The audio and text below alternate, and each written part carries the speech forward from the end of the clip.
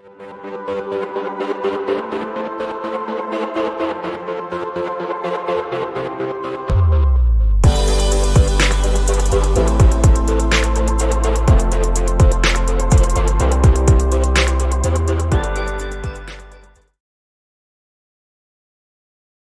everybody, welcome back to the Dawn of Drones podcast. I'm Dawn Zoldi, your host and the CEO of P3 Tech Consulting. So great to see all of you out there. And by the way, on that note, go ahead and drop your notes in the chat. Tell us where you're from, say hello, give positive encouragement, and of course, ask our incredible guest any questions you have. This is Josh Olds. He is the president and CEO of the Unmanned Safety Institute. Great to see you, Josh. No, thank you so much for having me. It's a pleasure to be here. Yeah, absolutely. So, by the way, everybody, this is a month dedicated to developing industry leaders, and we're very thankful to Skydio for sponsoring the theme this month. And, when you think about developing industry leaders, there's really no better group to talk to than the Unmanned Safety Institute, because they've been doing it for a while and they keep growing and expanding their content. And so really great stuff. By the way, Josh was on I'm going to say the Legacy podcast, the Dawn, Drones at Dawn, that Mike Peel, my producer, and me had done with Interdrone.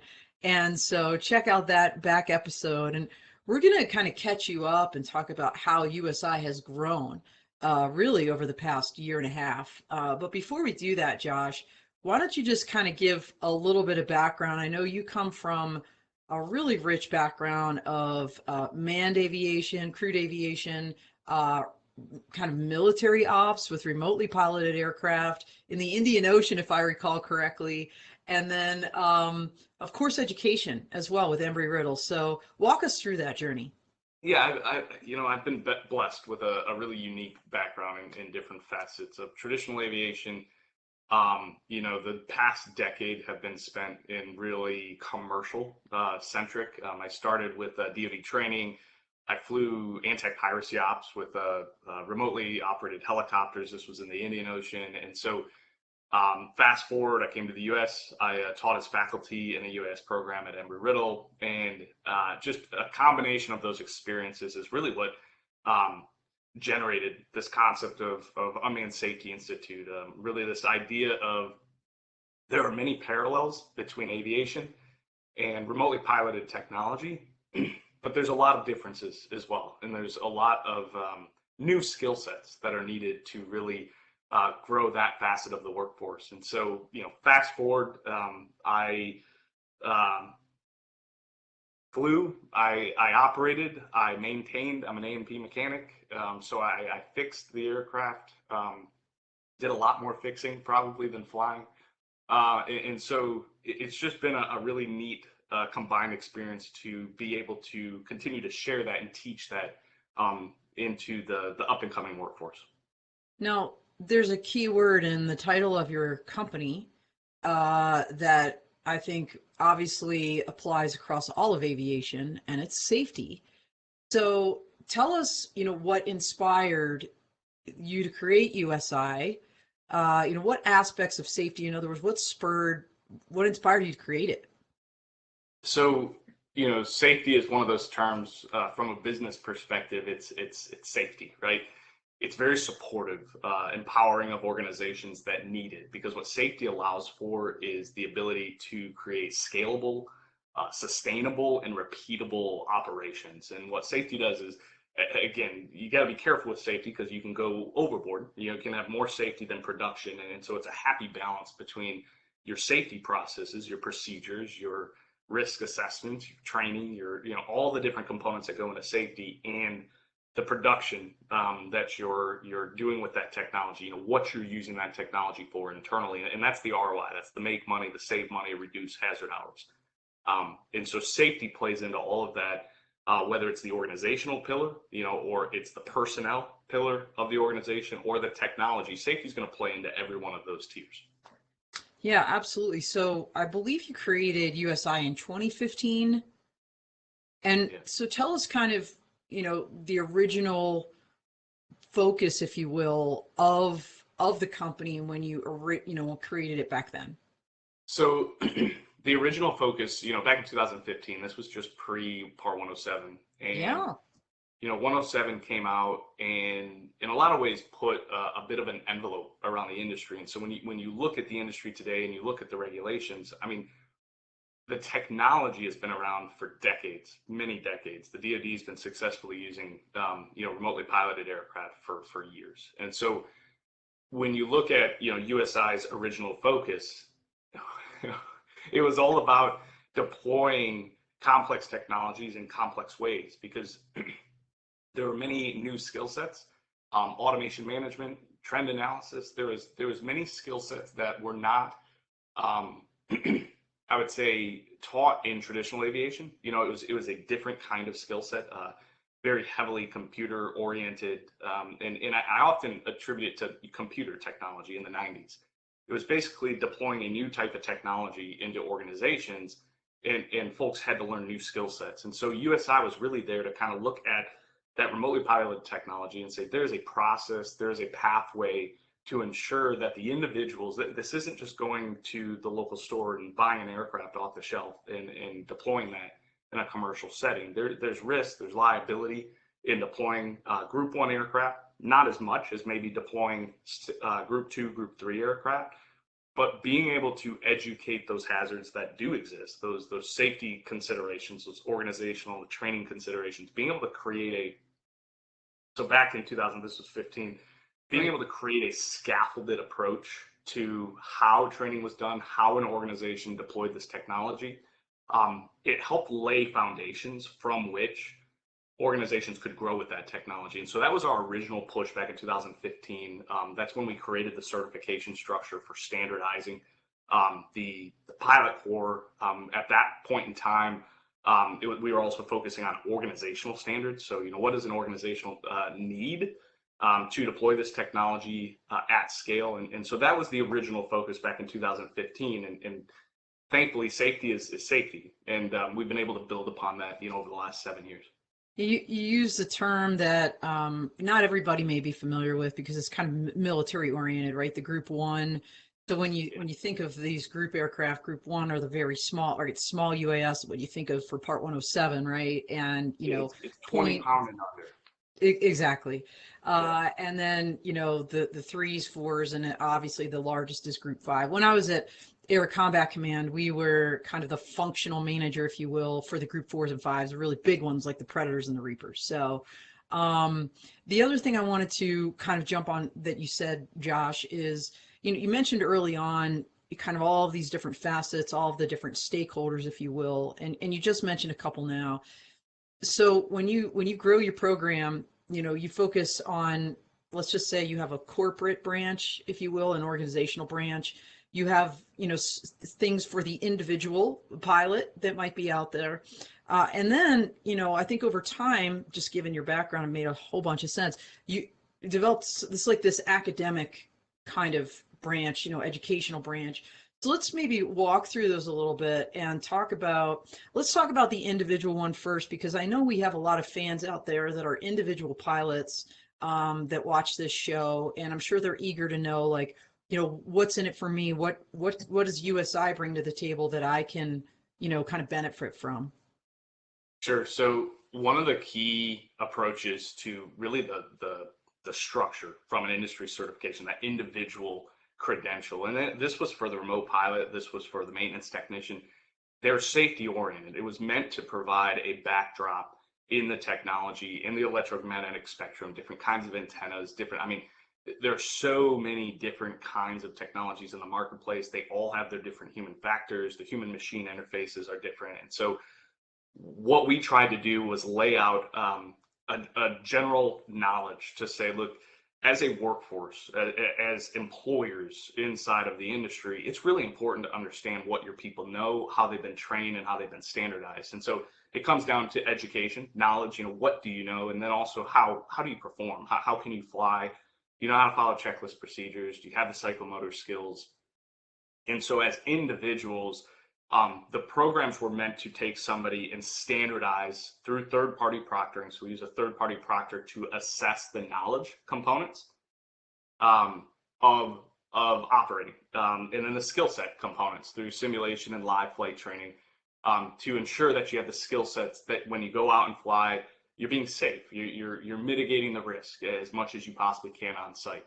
And so when you combine these from a certification perspective, the idea is to create equivalencies between the workforce that exists today working on behalf of companies, and then academically the very same skill sets, the very same certifications are being delivered inside of the educational world, so that it's an ecosystem. It's a self-feeding workforce where employers know exactly what they're hiring. They know exactly the kind of skill sets that they're getting when somebody comes in with the industry credentials.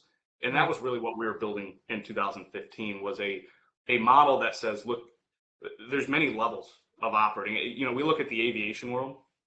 You can get a private pilot license, you can get an instrument rating, you can get a commercial, multi-commercial.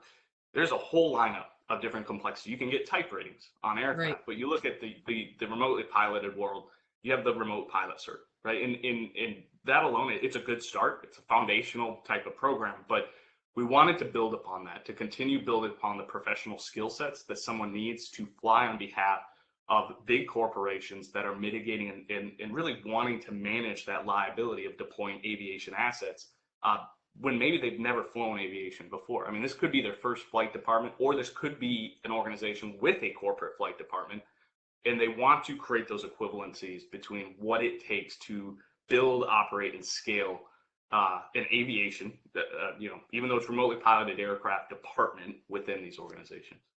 Gotcha. So can an individual pilot, though, if they're not in an organization, like someone, for example, working for Florida Power and Light, if they have their own, kind of UAS program, the individual kind of mom and pop shop, can they tap into your resources as well? Yeah, yeah. So we have online coursework. So I would say we separate things internally between the curriculum. The curriculum prepares you for the learning objectives that you need to sit for industry certification. I think what's important, and what a lot of folks don't understand, is we don't require curriculum to sit for industry certification. You can go acquire the exam. Again, it's through a third-party testing company. And you can go sit for that exam. You do not need to go through all the curriculum and content, because there's many industry folks that have the knowledge, they have the industry experience. All the certification is validating the fact that you have the knowledge components needed to understand safety, crew resource management, human factors. So certification and curriculum are separate. If you're an individual that's in the industry that wants to earn a USI certification, you can go obtain that through our website. You set up the test. It's done in a remotely proctored setting. It's actually it's a company, G-Metrics, which is part of a PSI network. So it's the same testing company that you would go to take your FAA test at for the remote pilot cert. So the point being is that if you're an individual, but you don't want to go through the curriculum and coursework, because it can take a lot of time to get through that, you can go straight to testing. Certification testing is a separate arm. Gotcha. So the value of the individual for having something like this on their resume, can you explain that value? If I'm applying, Yeah, because I know so many pilots, this is the question. I mean, Josh, yeah. I'm sure you're on these Facebook groups and these other groups, and, how do I get a job? Or I'm new, I just got my license. How do I break in? If you have this USI cert, what value does that bring as you're applying for these positions? Yeah, no, it's great questions, and what we typically will explain from that perspective, the industry certifications through USI are meant to describe, provide a level of experience, and so the remote pilot cert alone is going to be very difficult to earn employment. I mean, it's what you need to fly commercially, but it's all about experience, and it's Yeah. about companies looking at what kind of experience do you have operating. It's one thing to be able to fly an aircraft, right? To Yeah. fly, and this is the same. I mean, if we draw parallels to the traditional aviation space, you can't go fly for the airlines until you have hours on system, you have experience in field. And so what the certifications were meant to do was speed up that process to say, okay, these are the knowledge components you need. Think of it like a 4-year degree going into the aviation world. You can decrease the number of hours you need to get an ATP by going through a Part 141 style program. It's a similar concept in nature, that the USI certs are basically providing an increased level of rigor on the curriculum sides and on the learning objective components, so that when a company is looking for talent, they can differentiate a remote pilot cert versus hours on platform. Because keep in mind, you can have 1,000 hours on multi-rotor systems. That doesn't necessarily mean that you are proficient in concepts related to safety or human factors or CRM or communicate, all these different components that go into safe, sustainable, repeatable operations. So Yeah. that's where the USI certifications come in. Well, that makes an abundant amount of sense. We had Bronwyn Morgan. Well, she's a multi-company entrepreneur, but with her Zeo Air company, that's what she talked about. The fact that she's operating around critical infrastructure routinely in disaster scenarios where the complexity of operating a drone in the midst of a disaster or even just post-disaster, that's just a whole different ball game than, right? Like doing cinema, not cinema photography. I think that probably could be very complex. But let's just say simple real estate photography of static, kind of housing photos or something. So yeah, that experience is key, and to be able to, especially if you don't have a background like you, Josh, in the military or in aviation, and you get this license, it's really a whole different world. You might be able to now, in prep for the Part 107 test, read, kind of an airspace chart, kind of, sort of. I mean, that's just mind blowing, honestly. Yeah. But to appreciate all the different, things, and just just open your mind to what else is out there to start that safety culture and mindset, I think is really critical. I mean, heck, the FAA does a drone safety day every June and like a drone safety awareness week, every September for a reason, because that is just so critical. So, all right, so you have this online coursework. Is there kind of in-person training as well for hands-on that you all offer? Yeah, so there's quite a few different options. I mean, there's online coursework, right? That's done through a learning management system. There's hybrid models where it's training through a virtual setting like this, and some of it's in an online setting. We actually have two training locations. One in Panama City. We're in the very early phases of our stand-up of the program in Phoenix, Arizona, and so we will have two training sites. That's where a lot of the hands-on training is done. We do both Group 1, which is that 20-pound and under equipment training at those sites. We also do a lot of on-the-road traveling. So instructors go around the country, around the globe, really providing this kind of training. To do that is, it's complicated. And so what we've been doing is standing up these sites where folks can come to us at the locations. This is really good for the BVLOS waivers that we conduct training under, because they're right now geo-specific, so they're at a location, so we can provide BVLOS training through those waivers, and that is, of course, on the Census Tech BVLOS platform. So being able to operate and train in settings from Group 1, 20-pound and under technology, to Group 2 and Group 3, being able to do those in training environments is really valuable, but it's across the board. It's everything from online training to live in-person flight training. So you just hit on something, BVLOS, beyond visual line of sight. We both know the FAA's BVLOS Aviation Rulemaking Committee put out a report this year, 400 plus pages. What they recommended was some additional training, and maybe, like you mentioned earlier, Josh, with general aviation, these different levels or different certifications, not just your remote pilot, but now you've got maybe an advanced remote pilot to be able to do BVLOS. You're already doing that training? So not that training. So the reality is But the you FAA. created some, like, in other words, Yeah, no, I that mean, training. we've been doing, so that was a big reason we built it's called UAS. Well, it's Unmanned Aircraft System Safety Systems and Safety. Sorry, it's a published textbook. It's been around since 2017. That text covers things like safety management systems, how it applies to UAS, CRM as it applies to UAS. And so we've been training concepts of BVLOS for a very long time because, again, going back to the beginning of the company, I mean, I personally, and I know a lot of the folks, the founders of the company, we've been flying BVLOS for DoD commercial projects overseas. BVLOS is not a new thing. The technology exists. It's right. So beyond visual line of sight is it's a regulatory component, and understandably, it's a regulatory component for the safety of the national airspace. But we, as a company, really see the value in that technology and being able to fly beyond visual line of sight. And so we've been training those concepts for years, because it's really important for companies to understand that this technology is not just Group 1 technology to go out and conduct asset and infrastructure inspection or search and rescue.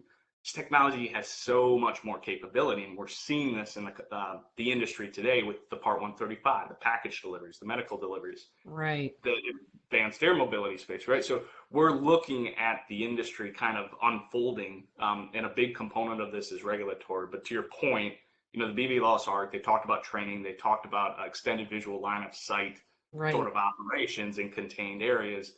That is all really good stuff for this industry to continue growing upon the use cases they've already found, and that's where we're doing what we can as Unmanned Safety Institute to continue supporting and pushing companies to deploy bigger, more complex equipment, because the use cases, the business cases are incredible when you start to get into those bigger platforms. Yeah, absolutely. So you kind of alluded to this, the bridge between, kind of your individual corporate training, and academia, right?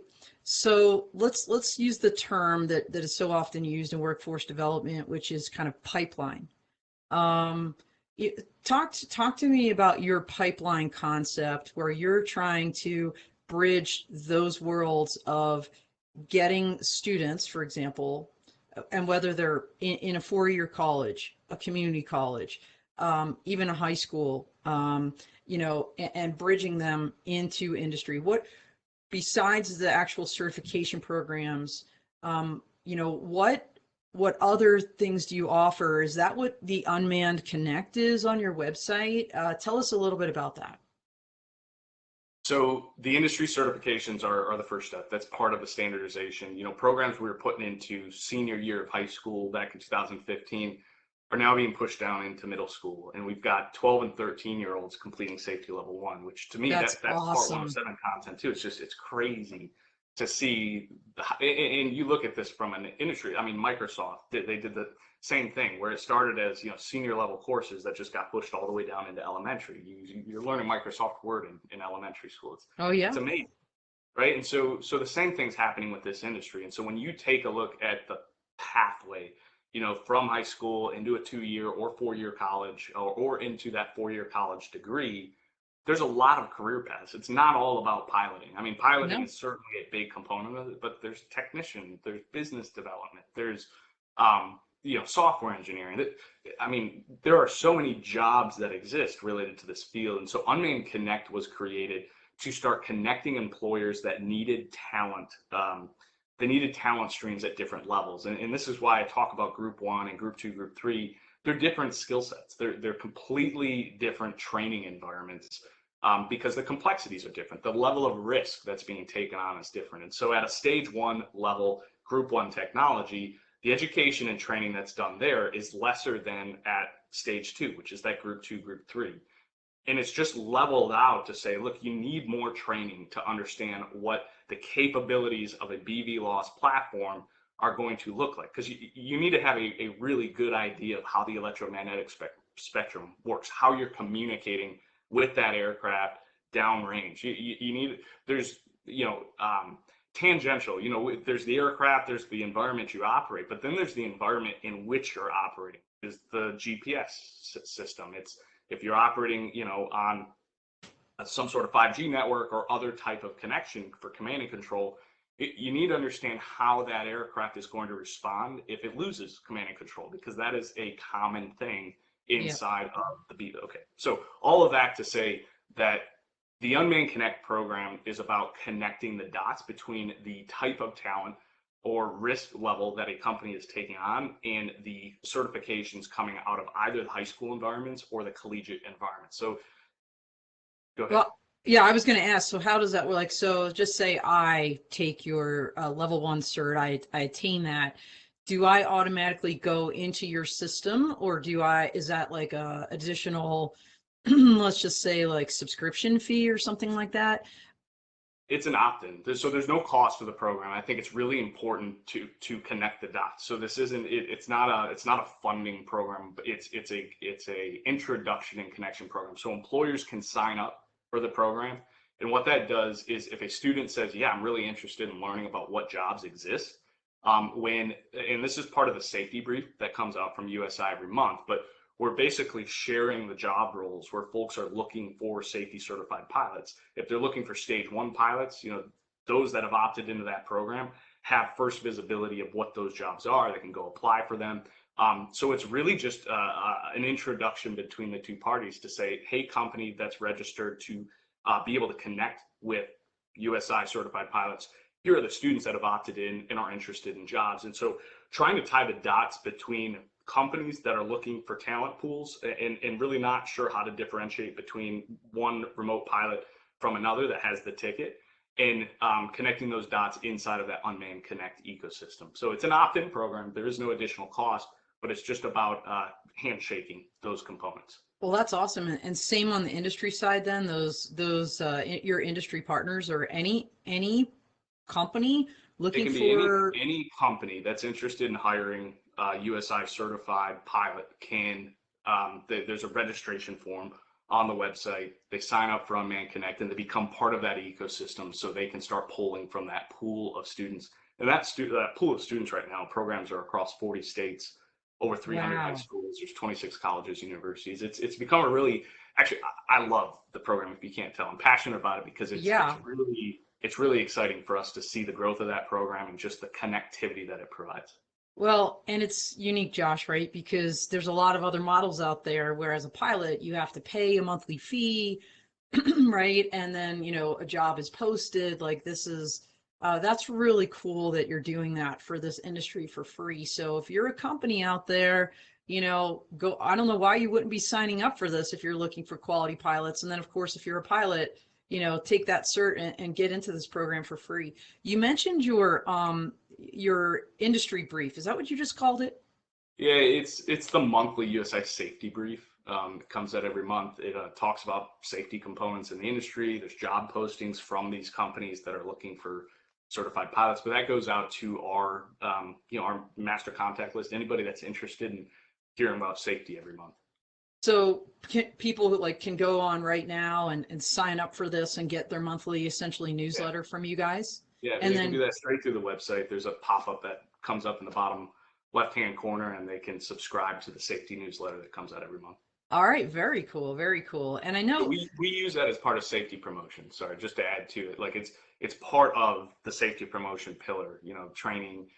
We want to promote safety. And part of safety cultures, you just need to keep talking about it. I mean, creating a safety culture is having that conversation about safety. Like, hey, wear your sunscreen, wear your sun. Sometimes it can be very simple, and I think sometimes safety culture is kind of looked at and it's turned into a much more complex topic, which it certainly can be.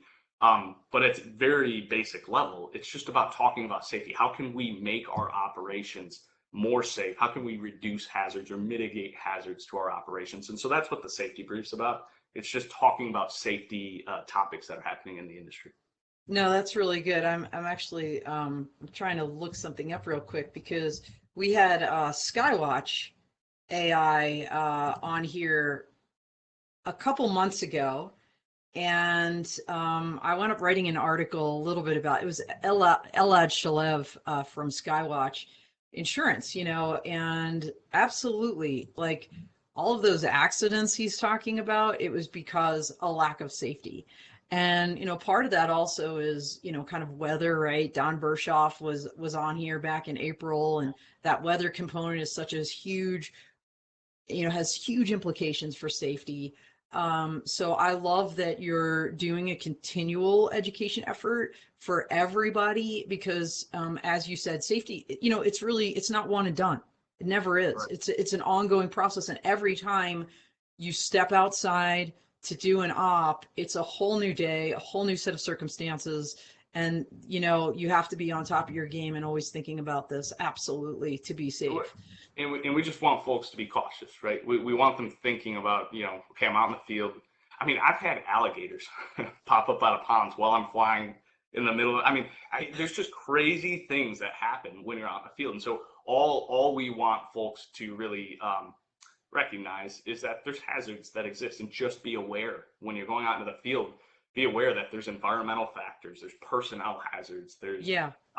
there's a whole list of different hazard domains that you should be aware of as you walk out into the field. Well, and Josh, as I was scanning through your website just to kind of prepare for this interview, I saw you also now almost have like a little bit like, I'll call it safety kit in a box, like that people can, and I love that because I think there's a vest involved, maybe, some signage and things.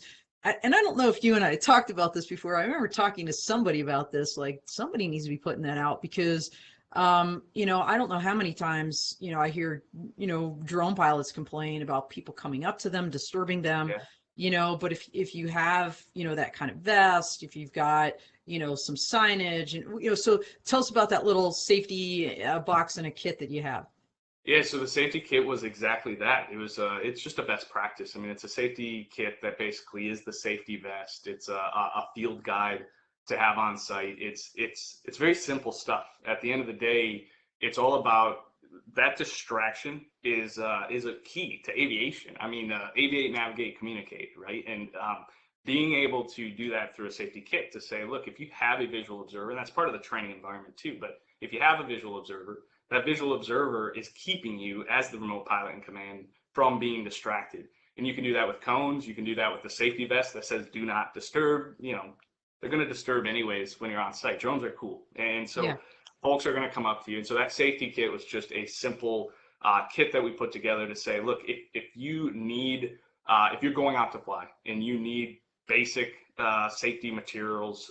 And at one point, we were actually looking at an advanced safety kit that had laser range finders and weather meters and, all the things that when we go out to fly, we've got, full bags of gear that lend itself to safety. The laser range finders, altitude, being able to check the altitude of a pole or a tower that's in an area, wind meters to make sure you're not flying outside of limits for the aircraft.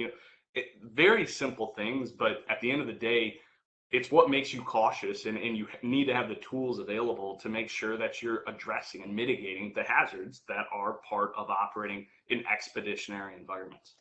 Yeah, I mean, that's awesome. So you're, besides, like your educational programs that you're doing and down the middle schools and up and corporate, individual, online, in person, you're doing, let's call them maybe, I don't want to call them one-off, what the right term would be, but tell us about your boot camps because they seem to be a little bit more specialized and not like an entire course worth of classes or something. What is the boot camp concept? Well, so the boot camp came about really because of the need for a condensed course program. It could take almost 2 years to go through the whole program if it's being offered, an hour a day. And what we found is there's a strong interest in completing it in a more condensed format. To get through stage 2 operations, folks go through stage 1, which is, again, that group 1 aircraft training. They go through safety level 1, they get the remote pilot cert, they go through VSO ground, which is an application of the safety knowledge to the real world. So it's conducting a site survey, analyzing that airspace. To your point, it's complicated, but we want folks to be able to make decisions on their own because they're going out on their own. They are the remote pilot in command. They get flight training. So the flight training is a group 1 aircraft. We've got a whole bunch of different options for that kind of training. And then they move into stage 2. So that program takes 5 weeks. That's on site. So the boot camp is actually just a condensed framework. It's offered virtually like this for the online components. It's an instructor-driven course. And then the flight training is done on site at one of the training locations. And then the flight training can take anywhere from a week to 2 weeks, depending on the kinds of aircraft that are being flown and trained on. So that is the boot camp program. It's basically taking a whole lot of content training that's usually spread out, and it's condensing it into a live instructor session. So the shorter sessions are all online self-paced content. Yep. That's where you do it online, and then you come to the site for 2 or 3 days for the IQT, for the stage 1 training. The boot camp program is actually a live instructor teaching the content. So it takes 5 weeks for stage 1, and it's about 11 to 16 weeks for stage 2, again, depending on the equipment and what's being flown. Now, people can also independently, of your coursework, of your certifications, buy the books that you have. So you'd mentioned your first book, which was focused on the safety aspect. Yeah. And now I'm going to do a Yeah, shameless no, plug. it's shameless because actually So, we're so really excited about this one. let's talk about this new one. Yeah, So, there so we this go. was I'm not good at this. this was the latest content, really the knowledge content that we wanted to enter in. So we had the safety programs, and then we had Dawn, um, the genius that is Dawn, right? We had her write a book, and it was all about legal and business considerations for drone technology, which was it was a question we were getting constantly from everyone. It didn't matter if it was a corporation or if it was that mom and pop shop you mentioned earlier. Understanding the privacy and ethics considerations, the legal considerations, insurance components. It was really the high level program management overview that was really needed. And so we had Dawn write this book of content, which is rolling out into educational programs. The textbook itself is the content that is for the programs itself, but this is basically the UAS program manager. I would even say the safety manager at an organization. These are considerations that need to be taken into account because they're hazard areas that have to be mitigated. So it's fun, Josh, I'm not going to mention specific companies, but I was at an advanced air mobility aviation conference recently in San Francisco, and I had brought your book. I had a booth.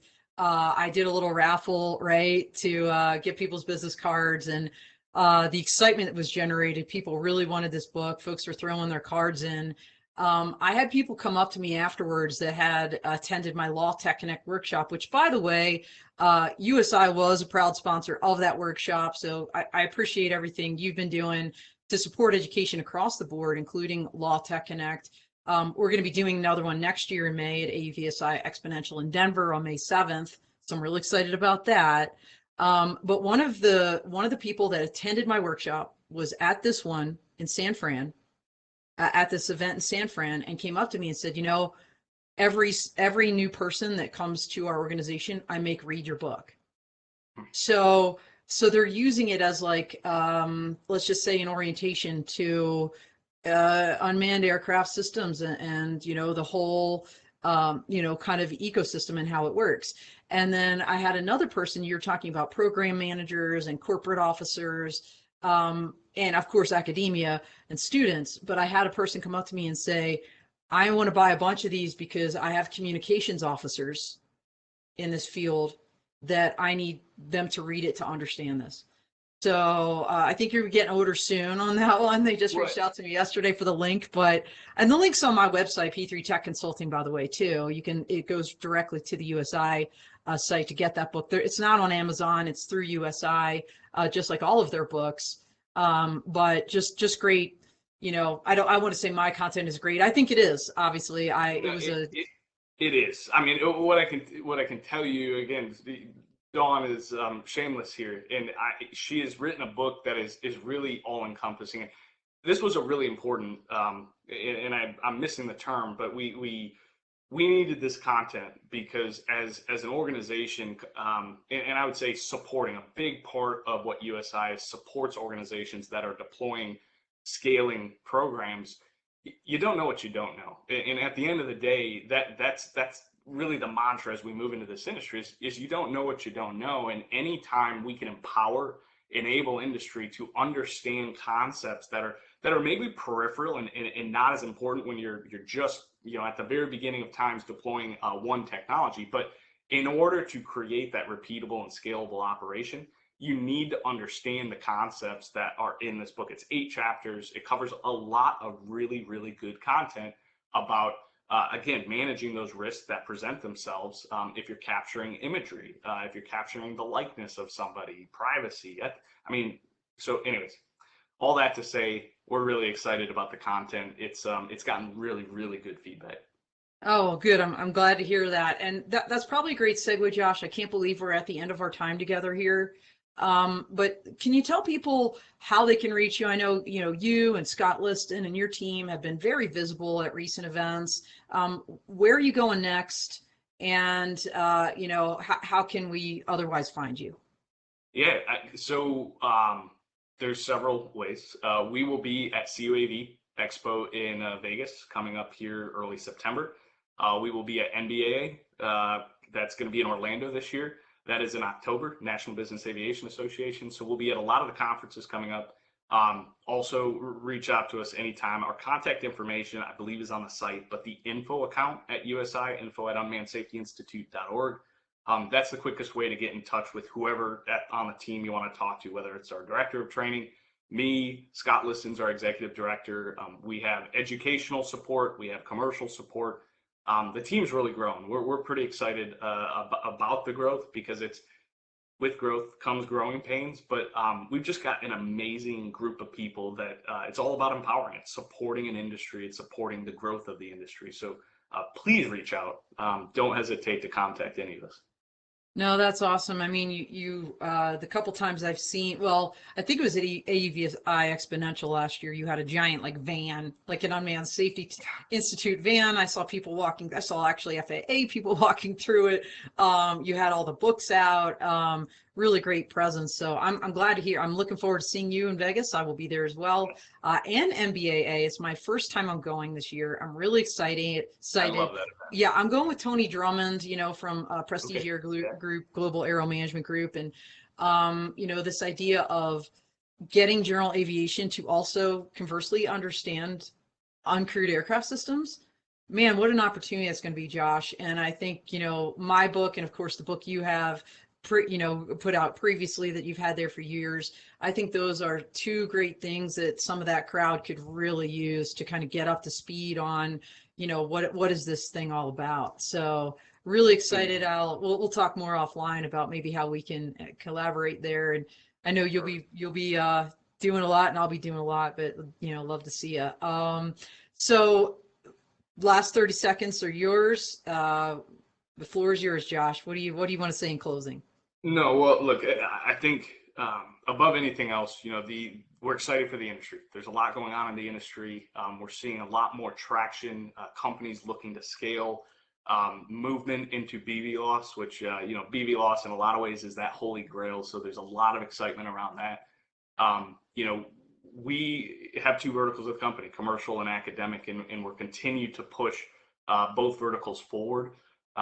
And so from a standardization perspective, if you have questions on certification or what the value is to you, or how this rolls out into the industry, please don't hesitate to contact us. I would say is what I would leave you with. No, that's perfect. And for everybody out there, sorry I didn't get to your questions. I got really swept away talking to Josh here and about all of his incredible programs. But you can absolutely reach out to him. And certainly if you're going to commercial UAV, MBAA, or any of these events coming into 2023 as well, make sure you're stopping by the USI booth and having that direct conversation. So I know they'll love that. So, all right, everybody, thank you so much. We are out here.